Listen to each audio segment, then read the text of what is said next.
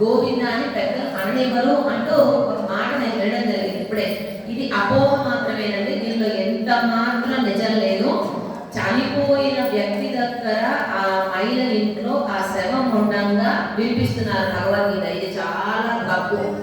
భగవద్గీత నిత్య పారాయణ గ్రంథం, ఎప్పుడూ అనుసంధానం చేయవలసినది. మనిషి ఎలా జీవించాలి, ఎంత తినాలి, ఎలా తినాలి, ఎప్పుడు తినాలి, ఎందుకు తినాలి అనేది మొత్తం తిండి దగ్గర నుంచి మన స్వామిని ఎలా చేరుకోవాలి అనేది మొత్తం అందించాడు భగవద్గీతలో గీతాచార్యుడు.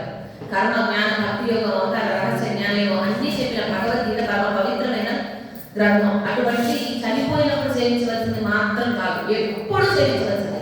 అలాగే గోవింద నామం కూడా నిరంతరం సేవించవలసిన నామం.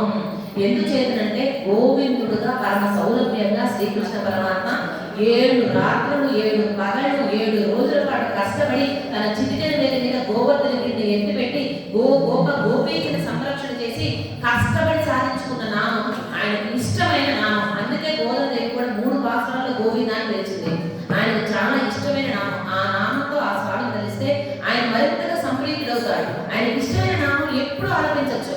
మనం మంత్రం కూడా ఉపదేశం పొందిన తర్వాతే సేవించాలి. ఏదైనా మంత్రం, ఏది బీజాక్షరాల్లో కూడుకున్న మంత్రం, గోవిందాన్ని ఎటువంటి బీజాక్షరాలు లేవు, ఎప్పుడైనా సేవించవచ్చు. పోనీ కష్టంగా ఉంటుందా పలకడానికి, ఒత్తులు పొలులు ఉన్నాయా, లేవు. ఈజీ గోవింద. చిన్న పిల్లలు కూడా పలకడానికి అవకాశం ఉన్న నామం, తనకి ఇష్టమైన నామం, కష్టం లేని నామం మనం పలకడానికి కూడా. కాబట్టి నిరంతరం గోవింద నామ జపం చేయండి. ఆయనకి ఇష్టమైన నామం. ఇందులో ఎటువంటి అపోహలు పెట్టుకోవద్దు.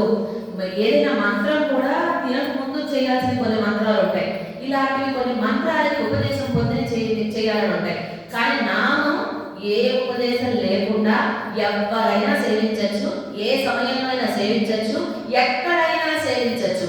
ఇంట బయట, తింటున్నా, తిరుగుతున్నా, నడుస్తున్నా, పడుకున్నా, ఏ పని చేస్తున్నా కూడా గోవింద గోవింద గోవింద అనే నామస్మరణ ఎటువంటి అపోహలు లేకుండా నిరంతరంగా సేవించవచ్చు. జై శ్రీమన్నారాయణ.